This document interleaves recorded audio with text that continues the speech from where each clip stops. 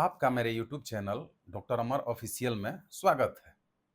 मेरे इस चैनल के सभी वीडियोज ज्ञानवर्धक एवं मनोरंजक हैं। आप इसे लाइक, शेयर और सब्सक्राइब करें। आज हम हिंदी विषय में जिस पाठ की चर्चा करेंगे उसका नाम है अष्टावक्र। इसके लेखक हैं विष्णु प्रभाकर। विष्णु प्रभाकर का जन्म उत्तर प्रदेश के मुजफ्फरनगर में हुआ था, लेकिन बचपन में पारिवारिक स्थिति के कारण इन्हें हरियाणा के हिसार में जाना पड़ा, जहां पे वे अपनी शिक्षा अर्जित किए।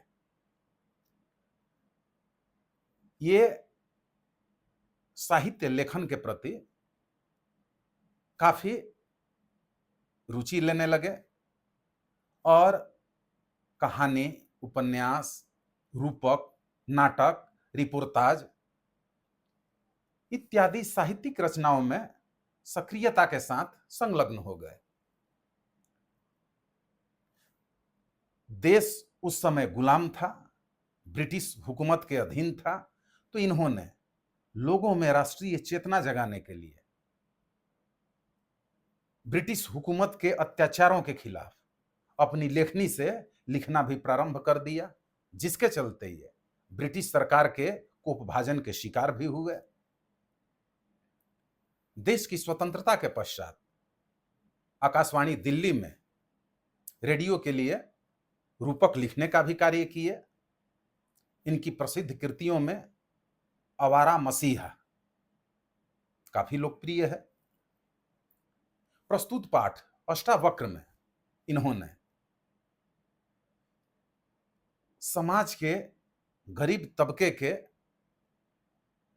एक ऐसे दयनीय स्थिति वाले लड़के अष्टावक्र की चर्चा की है कि जो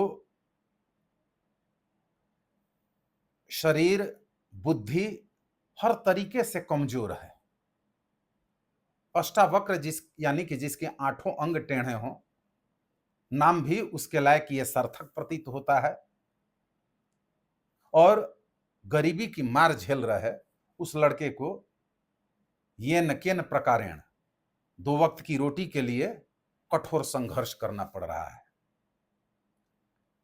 जिस समय में विष्णु प्रभाकर ने ये कहानी लिखी है, उस समय हमारे देश के समाज की स्थिति बहुत कुछ मिलती जुलती है। चूंकि ब्रिटिश हुकूमत के अधीन गुलामी के दौर से गुजर रहा हमारा देश, हमारा समाज अंग्रेजों के शोषण और अत्याचार से पीड़ित था। अशिक्षा, बेरोजगारी, बेकारी सर्वत्र व्याप्त थी। विकास का दूर दूर तक नामो निशान नहीं था। इसलिए समाज में लोगों को गरीबी का, भूख का दंश झेलना पड़ता था। तो उसी स्थिति को इस कहानी के माध्यम से उन्होंने बयां किया है कि अष्टावक्र अपनी मां के साथ रहता था। उसके पिताजी का पहले ही देहांत हो चुका था। दोनों गरीब मां बेटे 2 वक्त की रोटी के लिए कितना कठोर संघर्ष करते थे, इसको इन्होंने इसमें दर्शाया है। अष्टावक्र शरीर के साथ साथ, देह के साथ साथ दिमाग से भी थोड़ा कमजोर था, कम बुद्धि का बालक था। मां किसी तरह उसका पालन पोषण कर रही थी। पकौड़ी, बतासा, चाट वगैरह घूम घूम के बेच के जो उससे कुछ मिल जाता था, किसी तरह अपना पेट पालन बेटे के साथ उसकी मां करती थी। और वो चाहती थी कि मेरी उम्र थक रही है, मेरा बेटा भी बेचने की इस कला को सीख ले।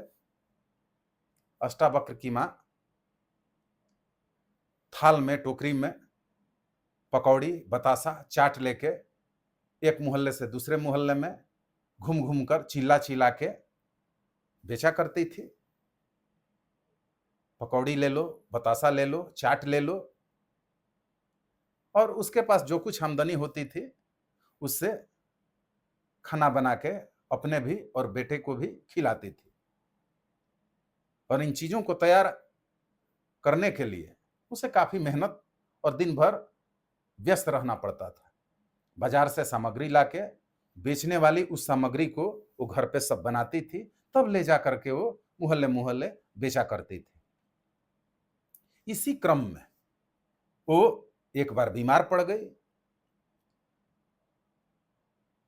बीमार पड़ने पर, और जब ऐसी स्थिति आती थी, अपने बेटे को उसी तरीके से काफी समझा बुझा के सामग्री देके बेचने के लिए भेजती थी।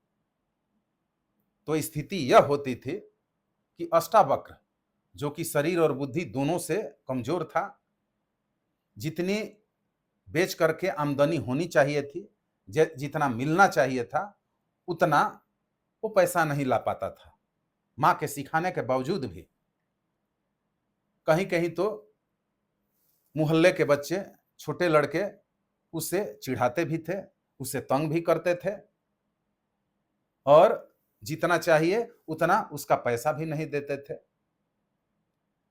तो मां जब लाचारी में उसे भेजती थी बेचने के लिए पकौड़ा, चाट, बतासा, तो अन्य दिनों की तुलना में आमदनी कम होती थी, जिससे और अधिक आर्थिक समस्या का सामना करना पड़ता था। ऐसी ही स्थिति में एक बार जब वो बीमार पड़ी, तो बीमार रहते हुए भी अपने बेटे को चाहती थी कि ये सब पकौड़ी, बतासा, चाट तैयार करने की कला, विधि वो सीख ले, ताकि अपने पैरों पे खड़ा हो जाए। ये चीज बना के घर में तैयार करके मोहल्ले मोहल्ले बेच के अपनी रोजी रोटी चला सके। लेकिन फिर भी उस तरीके से अष्टावक्र नहीं कर पाता था। मां बीमार पड़ी हुई है, बोल बोल के उसे बेसन में पकौड़ी छानने के लिए निर्देश भी दे रही है, लेकिन अष्टावक्र उस तरीके से कर नहीं पा रहा है। धीरे धीरे मां ठीक होती है, तो कभी अष्टावक्र भी बीमार पड़ जाता था। वैसी स्थिति में जिस समय मां अष्टावक्र की तबीयत ज्यादा खराब देखती थी, तो दरवाजे पे बैठ के ही अपने चीजों को बेचती थी, घर से बाहर नहीं निकल पाती थी। इसी तरीके से एक बार अष्टावक्र की मां बहुत भयानक रूप से बीमार पड़ गई, और अष्टावक्र जितना उसके पास बुद्धि थी, जितना दिमागी सामर्थ्य था, जो उसके देह में सामर्थ्य था, उसने मां को पानी दिया, जो चीजें बेचता था अपने से जो प्रयास किया, लेकिन मां की तबीयत ठीक नहीं हुई, और धीरे धीरे कुछ दिनों के बाद उसकी मां का देहांत हो गया। मां का देहांत हो जाने के बाद अष्टावक्र अकेला हो गया। अब किसी तरह उसके पेट के लिए 2 वक्त की रोटी भी जुटाना मुश्किल हो जा रहा था, क्योंकि वह देह और दिमाग दोनों से कमजोर था। इसी तरह संघर्ष करते हुए उसके बगल में कुल्फी वाले ने भी उसको जितना हो सका मदद किया, रास्ता दिखाया, और इसी तरह संघर्ष करते हुए आगे कहानी बढ़ती है, और अंत में अष्टावक्र भी एक बार भयंकर बीमारी की चपेट में आता है और वो बीमार हो जाता है। उसकी तबीयत ठीक होने का नाम ही नहीं ले रही है। उस कुल्फी वाले ने दयावश, मानवतावश जो उससे बन पड़ा, दवा इलाज का प्रबंध किया, अस्पताल भी पहुंचाया, लेकिन अंत में धीरे धीरे अष्टावक्र मरणासन स्थिति में पहुंच जाता है। दवाइयों का कोई असर नहीं होता है, और अंत में अष्टावक्र मर भी जाता है। तो इस तरीके से विष्णु प्रभाकर ने अष्टावक्र के बारे में इस कहानी में उसके घर की बेहद दयनीय स्थिति, मार्मिक पीड़ा को दर्शाया है, और इस माध्यम से उस ब्रिटिश हुकूमत के दौरान तत्कालीन समाज की परिस्थिति को भी इन्होंने उजागर करने का प्रयास किया है। तो इस प्रकार अष्टावक्र कहानी आप लोगों को सुन के समझ के ये अच्छी लगी होगी, जानकारी मिली। तो आगे किसी और दिन अगले अध्याय में अगले टॉपिक पे चर्चा होगी। बहुत बहुत धन्यवाद।